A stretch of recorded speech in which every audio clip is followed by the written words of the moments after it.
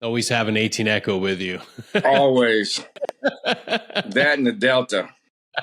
Worthless as team sergeants, but man, when you need them, they're there. You said it. Holy shit. I couldn't think of a better way to start this episode right there. The truth. Perry Blackburn, welcome to the show, man.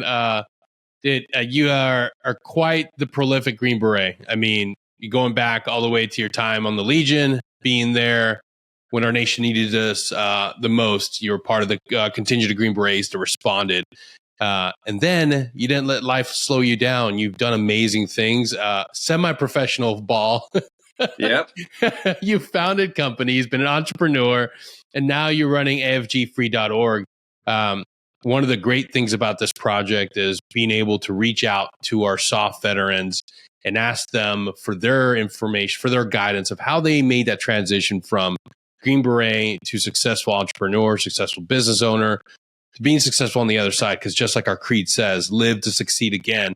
Our mission isn't over once we retire. It starts right back up. You're always earning that Green Beret. So Perry, today, I just want to go back through your life and talk us through how you found yourself, not only in the regiment, but being able to be successful again on the outside. So I would say, first off, we all have our challenges with that, especially when we transition out. I mean, I don't know of anybody yet that has done it easily. Like, everything worked out for them. Maybe it worked out professionally, but personally, there might have been some issues. Yeah. And I think for me and many of us, it stems from the fact that, let's be honest, you're around some of the best people in the world for a large part of your life, and then they're gone. And it doesn't really matter if you're an officer or enlisted. It's how you buy into the regiment, what you buy into the brotherhood. What is your stock in that? And for me, it was all in. Like Texas Hold'em, brother. I'm all in on this whole Green Beret thing. And that means that you have to develop those personal relationships. And so when that was gone, for me, I struggled with that. I was trying to find that like-minded association of folks so we could do shit together and we could, make some powerful impact. And that didn't happen right away. It was like, no, that did not happen right away for me. But over time, I found that soft spot where I was able to still maintain my contacts, still have a professional life, try to figure out my personal life and kind of put them all together. But that transition takes a little bit. It does. And I talk to folks all the time, especially guys that reach out to me on LinkedIn or social media, and they like what I'm doing. And so they want to know how did that happen? And I tell them, straight up, it's there may be a period of time that you're struggling with that, but just like on a team, team struggle, you got to move through that and try to find that end state that you're really looking for and bring those like-minded people along with you. And one thing I found in the civilian sector, which I don't think I really saw much in the Army or as a Green Beret, is there's people out there that really don't want you to succeed. Yeah. Yep.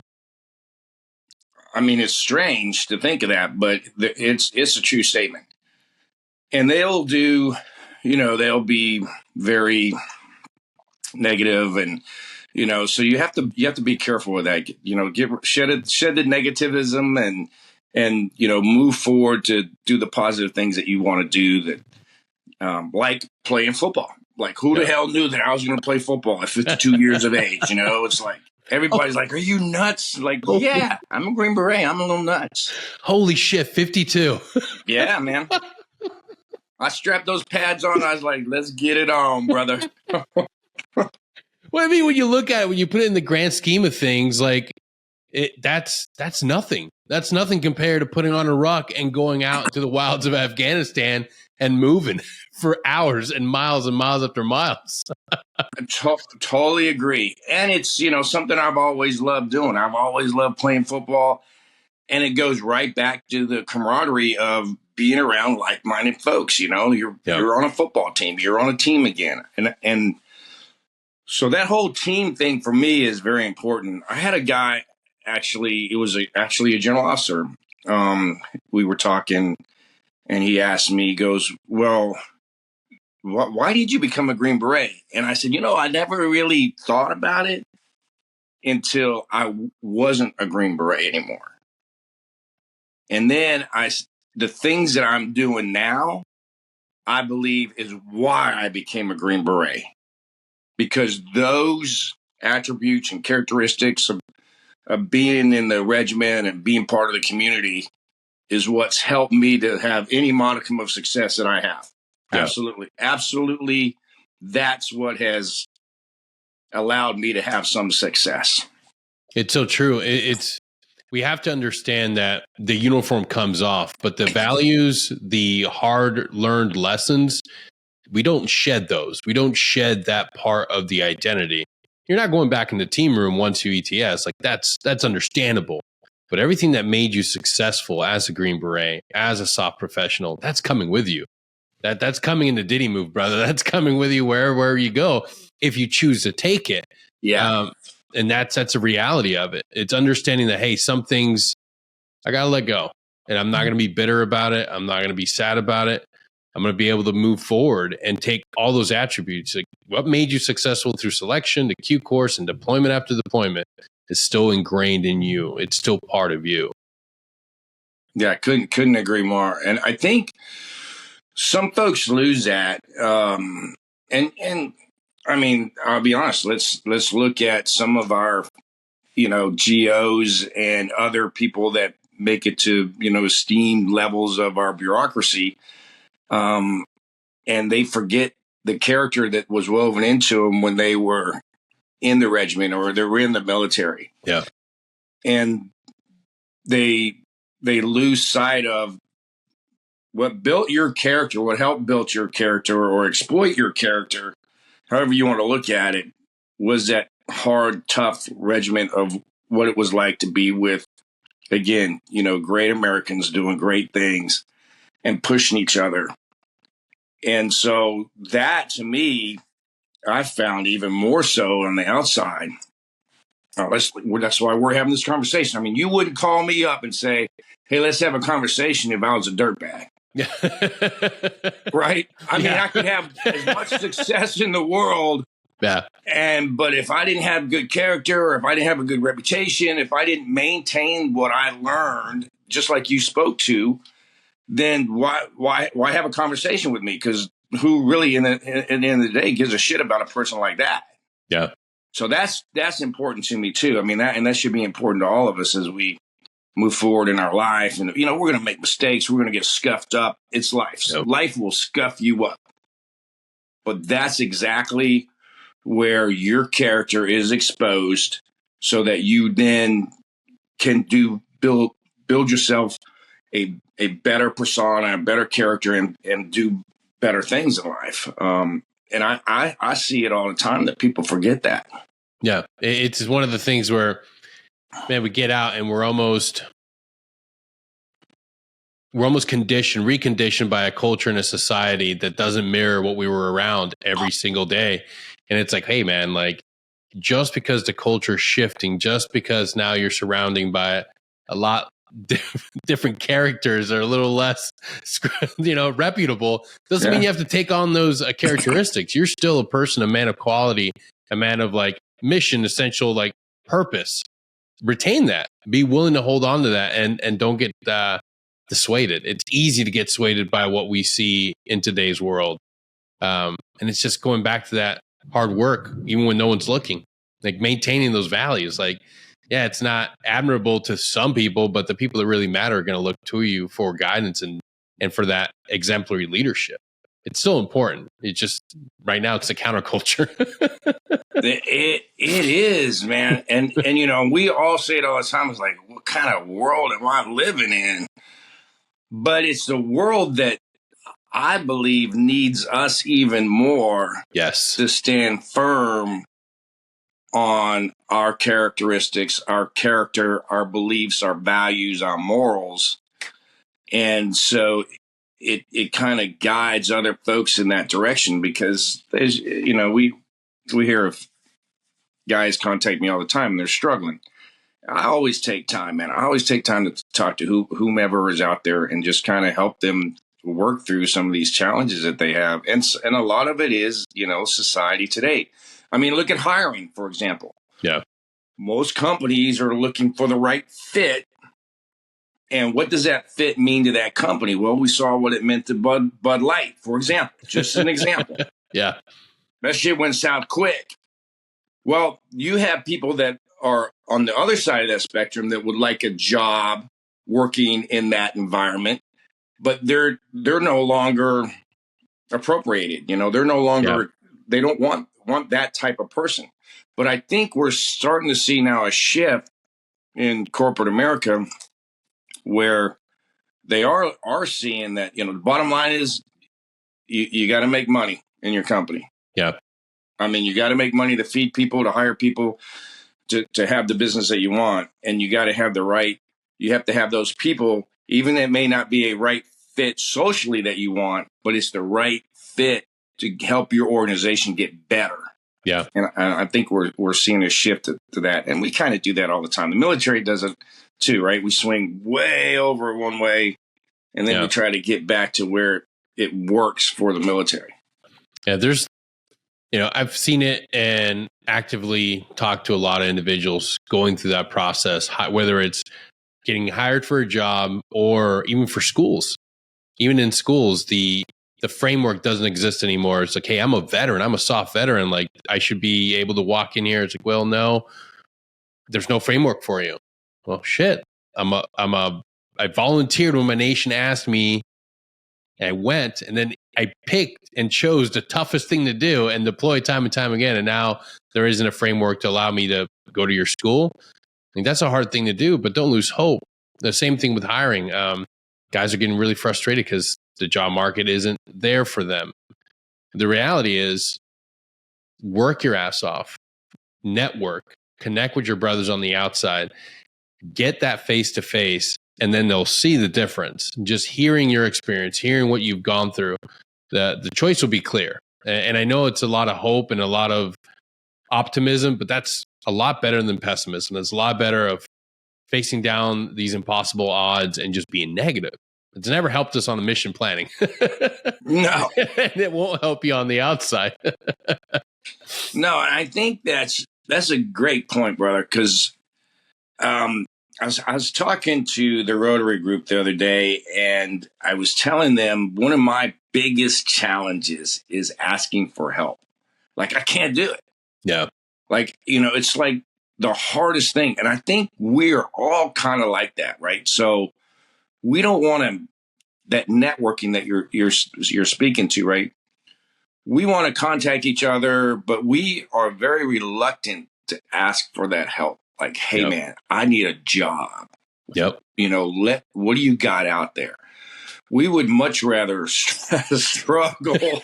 And because we're used to struggling, man. We're used to that ruck and putting one foot in front of another. And you're like, how much further we got? You just started, bro. You got 30 more miles. It's like, shit. But it's the same. I think it's the same kind of mentality. But, and I think that's when you speak about networking. And I said this because it just dawned on me when I was talking to him. I was like, it's not only do we have to network better, but we got to ask for help. Yes. And you just can't ask, that one person. And then if that person doesn't have anything, then you're demoralized. Oh, shit, I asked. No, look for that network. Find those folks and ask for that help you need, whether it be job, or your personal life, whatever. And their people want to help. That's the other thing I've done, especially in this nonprofit world. Holy mackerel. There's so many people that want to help. I can't figure out what task to give them. It's like, it's overwhelming. The amount of help. I've got a bunch of groups, and one of the groups on that I have is Sanctuary, and we do nothing but help the people that we left behind in Afghanistan. Our translators, our American citizens. I know y'all are like American citizens. They're still there. People that worked with us, were on the battlefield with us, that we left behind. We're still trying to get them into a safe spot, whether it be the U.S. or a third country. And those folks in Sanctuary, and that's the name of the group. It's on Signal. We do a lot of stuff on Signal. They are just all in all the time. 3 years later, bro, 3 years later, and we're still collaborating, still networking, still finding out, those little niches of information that we can get to help people out. And that's the beauty of networking. And then if it's outside of that group, we jump quickly for that help or that information in the nonprofit world. And that's, I think we need to kind of take on that a little bit as transitioning guys, Green Berets, take on that kind of attitude where it's okay to ask for help. Yeah. And it's okay to, and network the best you can. Don't be afraid to network with anybody. Because here's another crazy thing I learned. Who gives a shit anymore what you did in the military? Yes, absolutely. You know what I mean? I mean, I hate to say it. It rank wise. Love what you did. Love everything about your effort. Want to hear your stories. But when I'm out networking, if you're a general officer, what can we do for each other? How can we leverage each other? Don't be afraid to talk to people. And we've got to get rid of the I don't know, for lack of a better word, the rank structure when we leave the military. Get into the ideal of we're all working in this together, because when Afghanistan hit, that's when it dawned on me. When we withdrew or retreated from Afghanistan, I had senators and Congress people and general officers calling me, asking me to help them get their people into HKIA and on a plane and out. And I thought, well, they don't seem to have a problem contacting me. Why should I have a problem contacting them if I need something? And we should all kind of look at it that way. Once we get out, we should look at it like, regardless of what rank you held, it's what matters is, like we talked about earlier, your character and who you are and what you've done. You can now take that and network with anyone. Yeah. And not be afraid to do it. Yeah, we seem to forget some of the basic fundamentals that we developed throughout our career. And being a communicator, being able to have a conversation with somebody and establish a network is vital to a lot of the operations that we trained or actually executed on the ground. And then when we get on the outside, we're like, I don't know how to talk to anybody and put a phone number in my phone and sit down for a cup of coffee. And it's like, the reality is it's a lot easier than you think. You just reach out to people and ask them information about a job, information about an industry. And 9 times out of 10, they'll sit down, they'll meet with you, and they'll be willing to give you as much insight as you're willing to take in.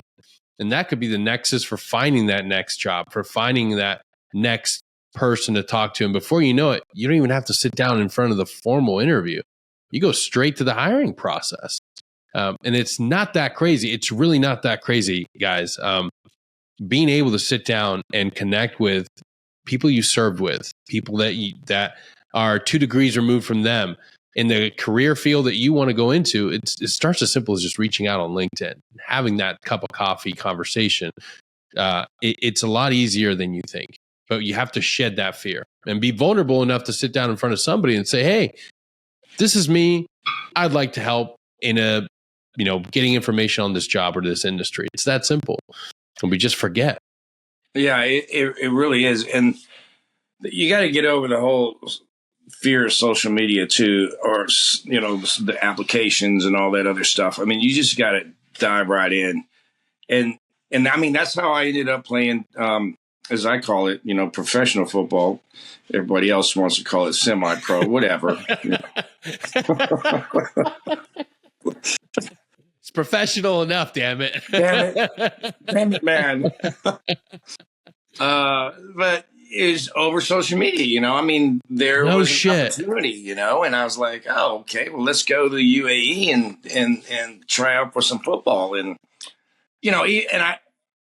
I walked out there and they're like, oh man, what the hell is going on here, And so I talked with the coach, and you could see the skepticism in it. I mean, he was just very skeptical about the whole thing. But I was like, no, so I had the one half of practice, and I was throwing the ball around, and they're like, man, this guy can throw a football. And so then this guy comes up and he goes, hey, here's my helmet. Try my helmet on. I'm like, okay, yeah, helmet fits good. And coach goes, well, you want to try to run a play? And I'm like, sure, So I go in the huddle, but I had been watching, observing like we're trained to do, And I knew that the receiver, like that cat was good. And he had something going on for him. Come to find out, he played for Seattle at one time. And Corey Williams, great guy. And so I called the play in the huddle. It was a run, but I said, hey, I'm going to audible if I see the safeties pull up. And Corey, if I nod to you, I just want you to do a fly. And everybody's like, what? What's going on? I was like, yeah, if you hear me say black, black, black, we're throwing the football. So I got up, and I was under center and I said a few things. I looked around and sure enough, the safeties came up and I pulled off and I told them a shotgun. And everybody's looking around. The coach was like, what the hell is he doing? And I'm like, black, black, black. And I nodded to Corey, and Corey knew right away. I mean, that brother was locked on. Snapped the ball, pump fake to the right, looked back to the left. Corey's wide open, threw a bomb, caught it, touchdown. That other quarterback never played another down. Job's mine. But,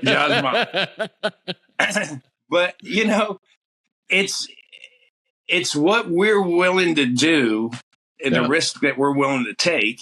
And it all started off of social media. I mean, I found out about the opportunity on social media. If I closed myself off, I would have never had that experience.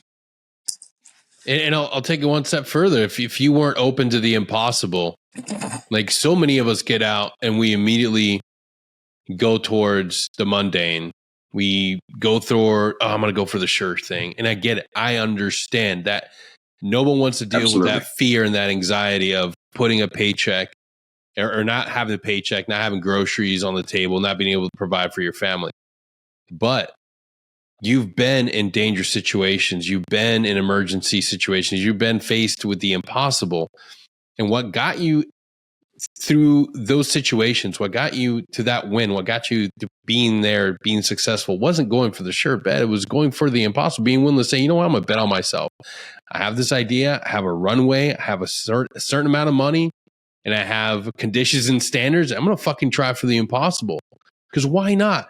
After 20 years of combat, after all of that time, after all that effort, after all those courses and difficult deployments, why wouldn't you be willing to take the next 6-7 months after you retire and put your entire focus behind doing something that is impossible, starting up that business, going an entrepreneurial route, or going back to school to get a degree, becoming a lawyer, becoming a doctor, being somebody that is willing to go after the impossible?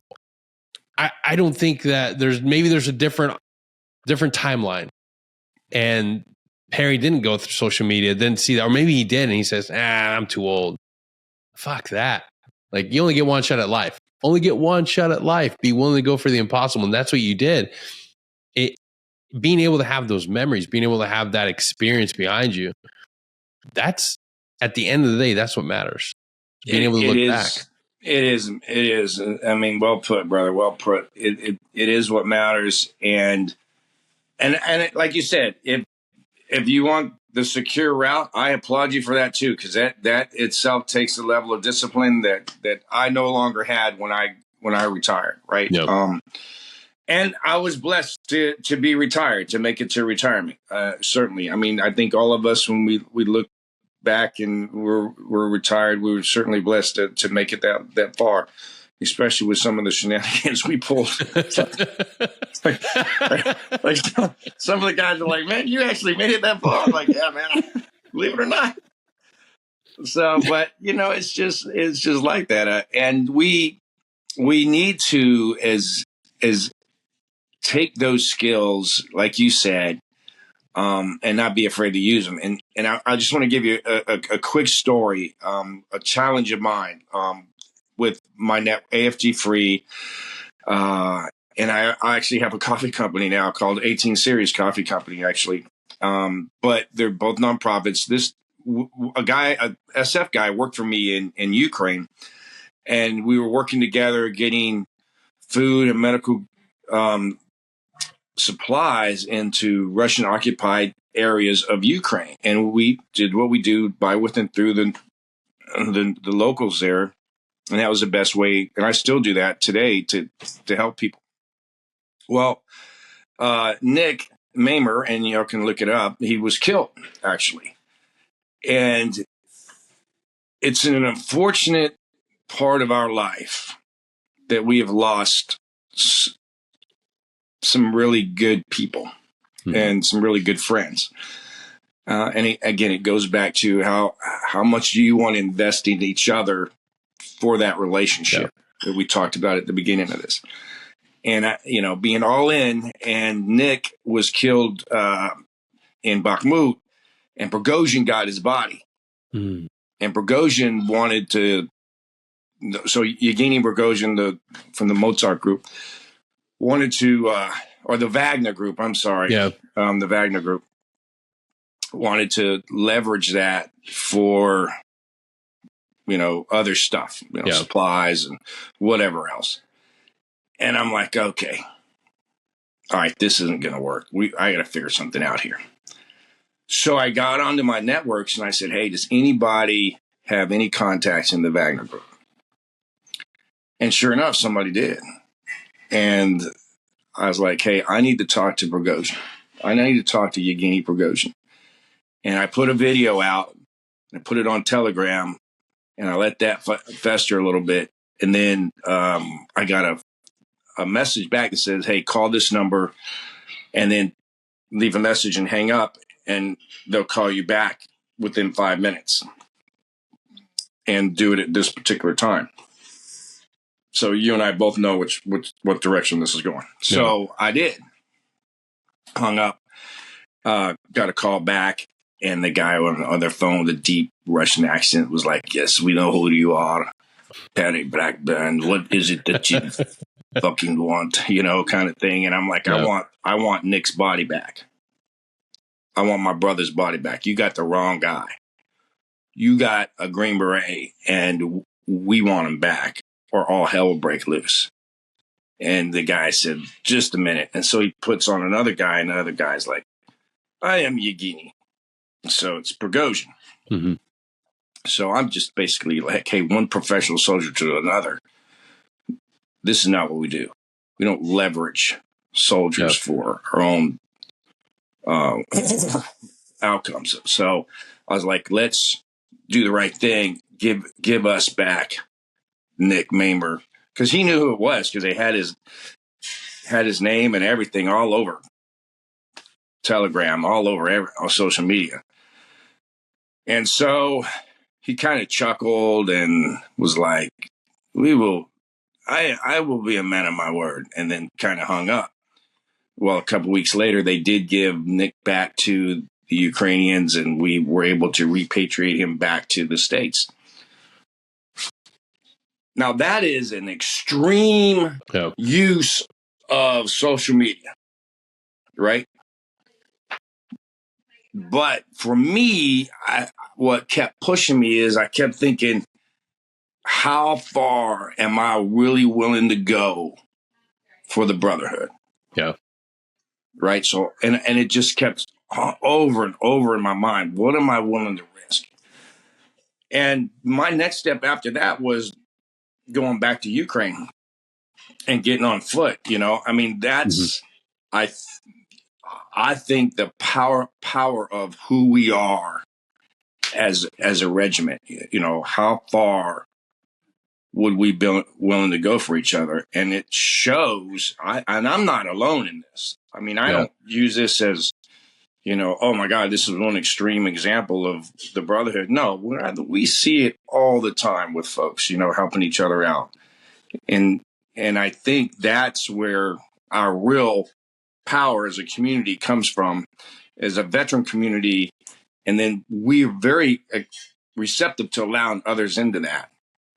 Right. So, that as we talk about this whole networking and how to use it and what we want to do with it is the big question. What do you want to do?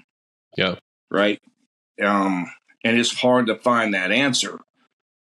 But as long as you're moving forward to something, and you're not doing the alcohol, you're not doing the drugs, you're not doing all that crazy shit that is easy to get into, which I think for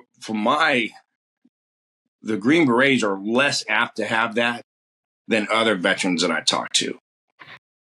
And I'm probably sure there's a lot of reasons why, but that's important too, as you strive forward to a clean, healthy life and working toward, your goals and how you want to set yourself up, you or your family up for the rest of your life. Yeah, that's something that I found to be a lot more rewarding, is the complete sobriety. And it wasn't like I took this grand statement that I'm never going to drink again. And it's like, no, it just kind of evolved. It evolved itself from simply just saying, hey, you know what? Like, I'm going through treatment. I'm going through getting help. I'm not going to drink while I'm doing this. And then as I got better, just didn't continue. And then it was just kind of like, date nights, I'll do this. But then I realized the vast majority of the people that I help and talk to, there's a lot that are dealing with alcohol dependency. So you know what? Like, I'm gonna study this. And I realized, like, shit, I don't need it. It's actually, there's no benefit to it. So it's like, all right, I can just cut this thing out. And then that little bit of discipline factor of, okay, like, I'm going to use this. I'm going to use this as like something to anchor myself with and have that discipline of like, I'm not going to drink. It doesn't do it. And it's different for everybody, but if it's one more thing that I can cancel out of my life that could potentially lead me down the wrong path, then hey, that's good for me. That was my answer. And that's a great point, man. And it's the same way with people. I mean, you got to let some people go. Some people will drag you down, attach themselves to you, and they're very, again, like we talked about earlier, are very negative, or that lead you astray. Yes, and you got to be careful with that, because it happens. It kind of creeps up on you, and you realize, you're like, holy mackerel, this is not the environment I want to be in. Yeah, it's we've been conditioned to focus on the negative. And I say that for our civilian culture, because I found a lot more positivity, even you think back to the worst of times, and somebody in your foxhole's making a joke.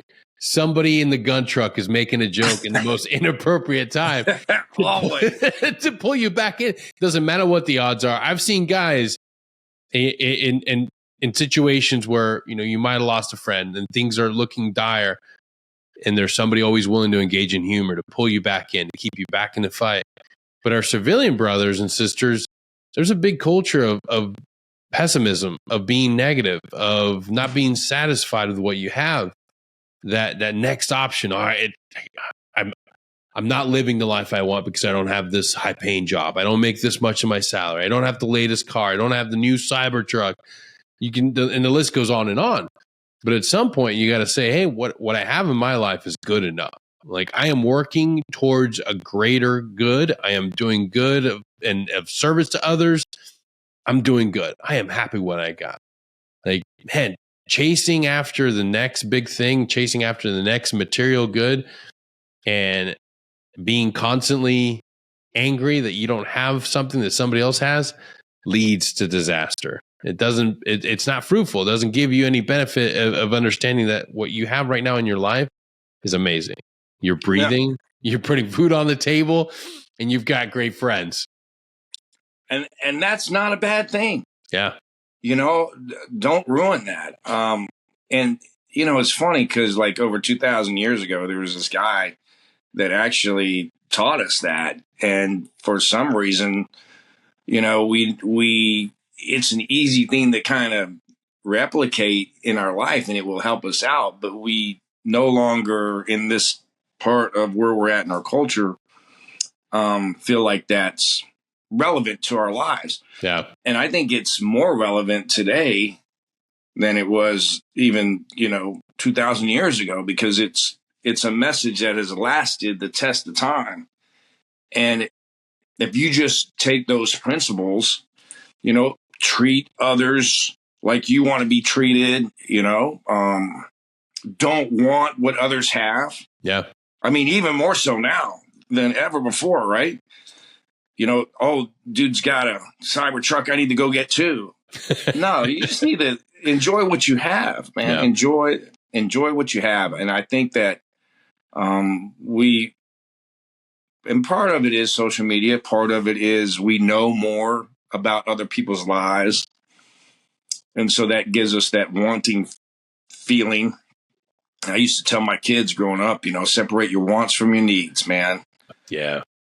You got to separate your wants from your needs. And, we need shelter, we need food, and we're human beings. We need companionship.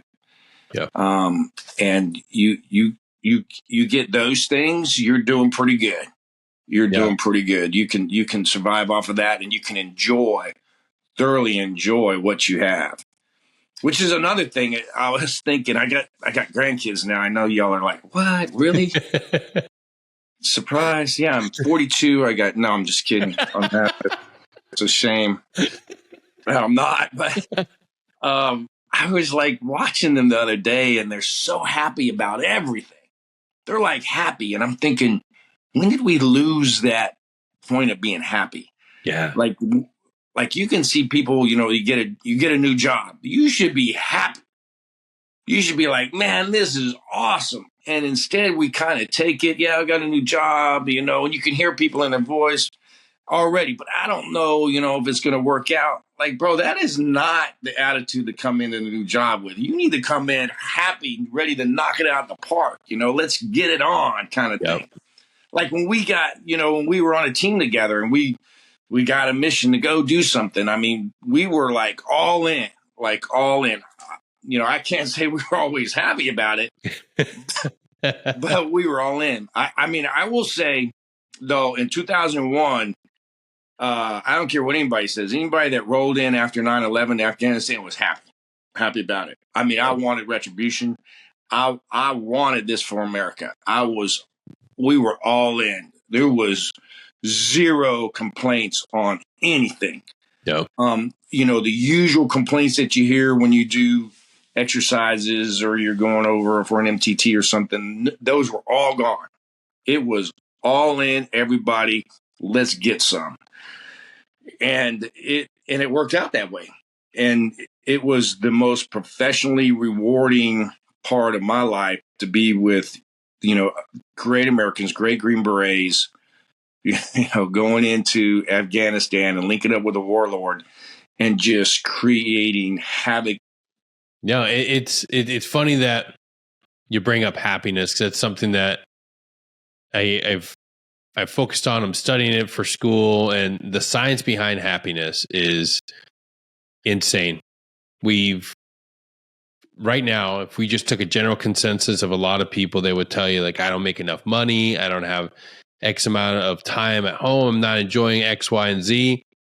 But if we look at Americans in 1950s and till now, like, we've steadily started making more money. We've had access to more resources. We have access to endless amounts of tech and tangible goods. Yet the American of today is infinitely less happier than those of previous generations. And they're more susceptible to anxiety and depression, all sorts of mental health issues before they're even hitting 30. when that wasn't even a reality in the 1950s. And when you look at happiness and you realize that it's no longer, it's not about the monetary. It's not about the amount of money. There is an actual number of dollars. Once you meet your needs and you can put food on the table and you can provide for your family as a place to live and you can be comfortable, like start looking at the connections you have in your life to really put faith and like ground yourself in. That's what matters. Like I know I'm speaking to the choir. I mean, we all deal with it. We want the next iPhone. We want the next shiny thing.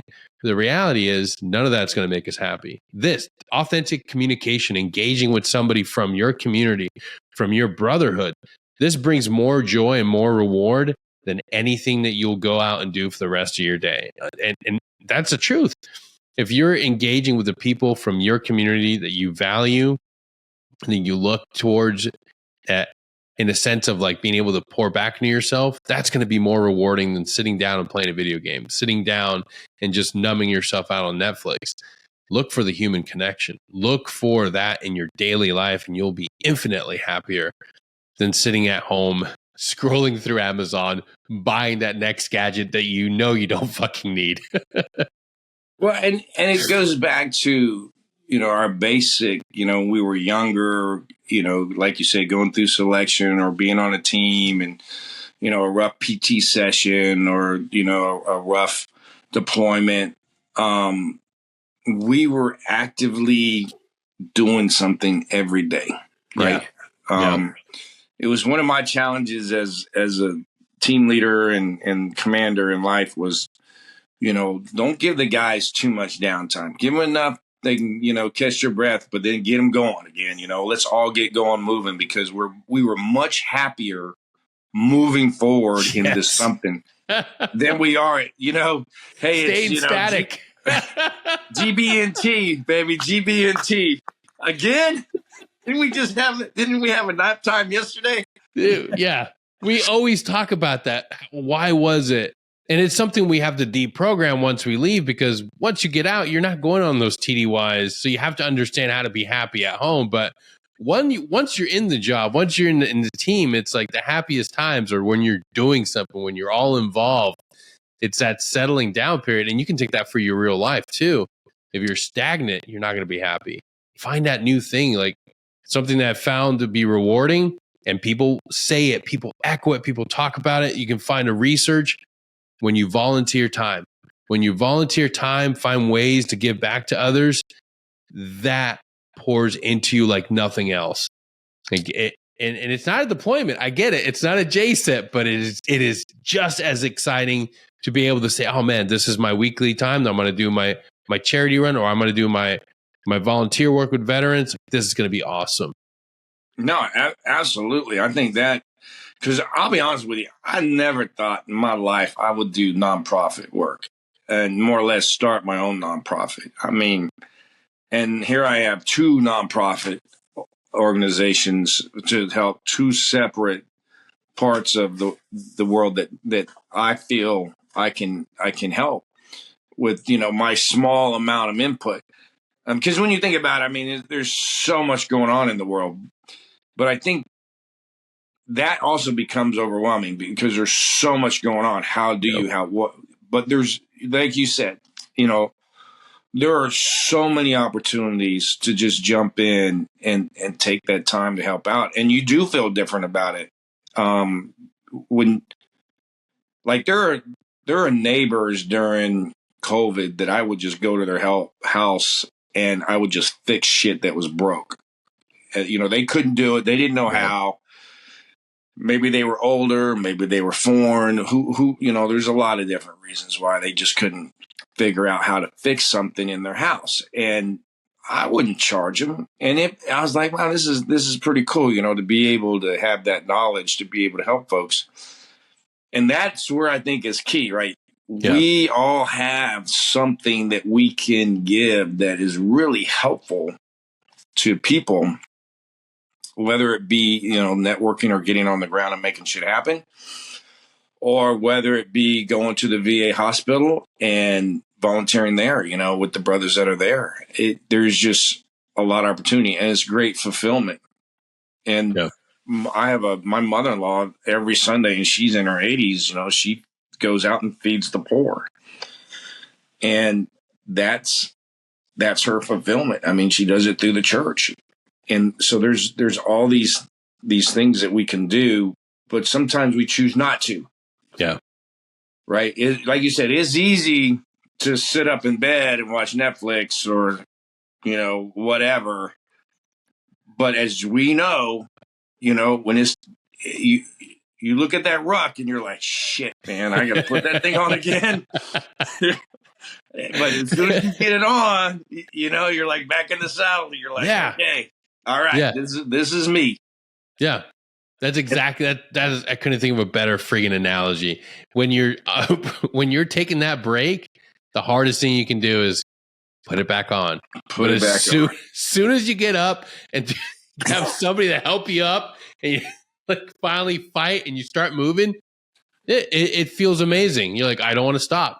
Sometimes it's better to just keep moving. And that's a perfect analogy for getting back and doing the hard but good things. It's nothing different than just discipline, cultivating discipline in your life. Going to church takes discipline. Look, I'm Catholic. Going to mass, it's not the easiest thing, especially evening mass. But you know what? You leave there feeling better. You leave there with a sense of community, a sense of belonging. And yeah, I have something that I share within my family that is friggin' amazing and good for me. You don't have to practice or worship the same thing, but find what works for you. And faith has been a huge thing for me and for a lot of other Green Berets and a lot of other military individuals. Because maybe we didn't get a chance to practice it as much as we should have while we were in. But it can be a powerful catalyst now on the outside to be able to get integrated with your community, to give back, to be able to volunteer. Like find those things that require discipline, that requires a little bit of work, and ultimately actually makes you feel better. And it makes you actually experience happiness. I want to ask you about nonprofit work because one of the things that I have seen with a lot of service members as they're getting out, especially our Green Berets, there's a lot of guys that want to go into nonprofit work. What are some things that you or some guidance you would give to them, how they can make this move, some avenues of approach, how to break this problem down as how to get started? So there's a couple of things. One, and it goes with transitioning. You either chasing the money or you're chasing your passion. And sometimes you're lucky and you can chase both.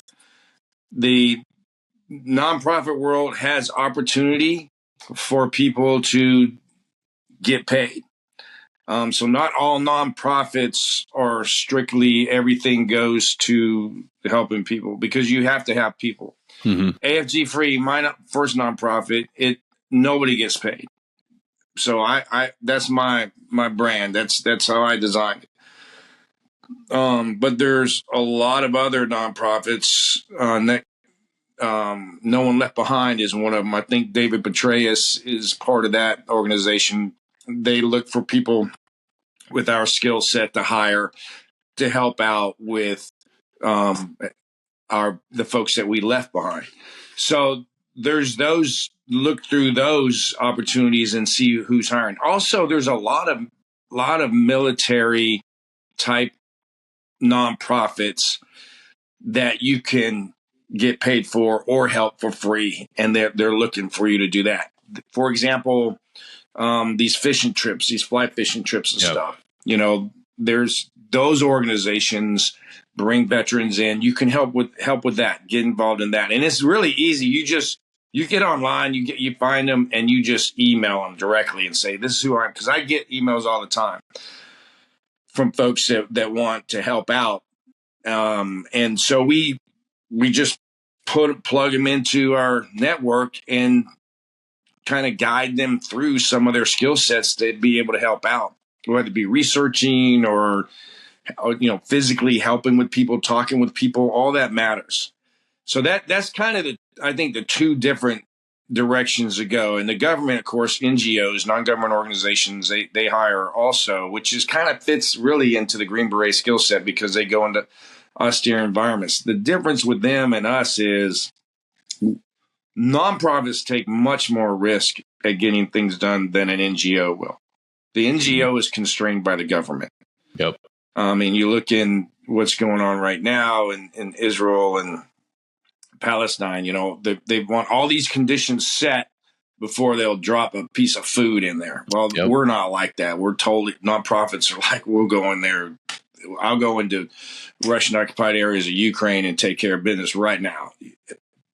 NGOs will not do that. So you just kind of understand that. So there's that opportunity. The other thing is Homeland Security, I think, is an interesting kind of organization because they have a lot of different branches, and one of them is a nonprofit like part of the organization. So they'll go where disaster hits, and they'll set up, and you can be part of that effort to help people, and you're also maintaining a level of awareness and security because a lot has to be done to, as you know, you're living in a hurricane tornado rich environment. Those areas that they need when something happens catastrophically, security is paramount. So that kind of puts both of those characteristics together that we have that makes it fulfilling.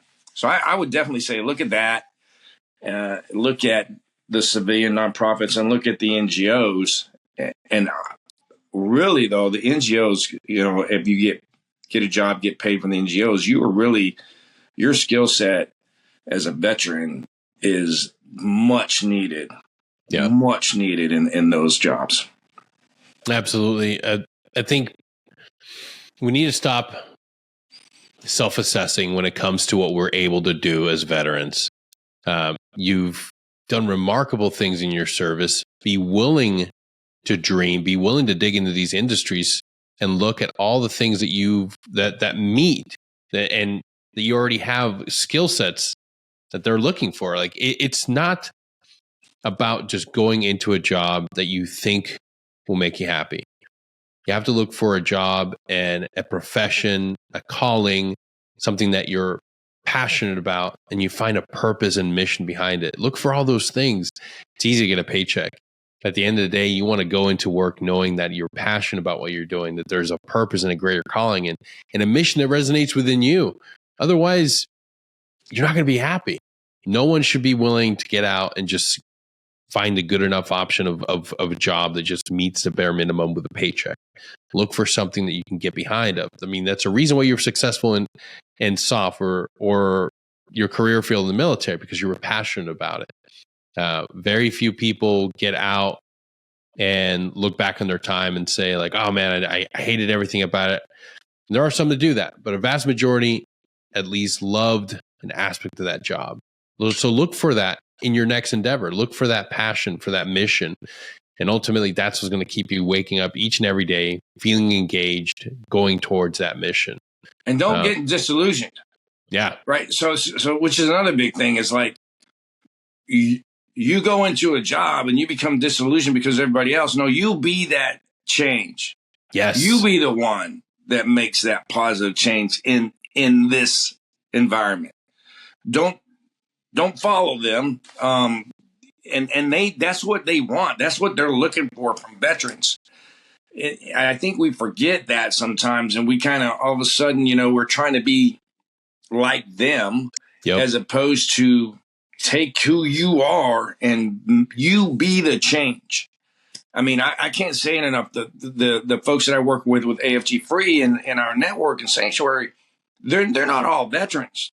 They're civilians too, and they will push and push and push, and that's a good thing because they don't know, and that drives us forward on things that we may not have done because we're kind of settled in what we're looking at. And that's what I mean by the veterans going into an environment like an NGO or something.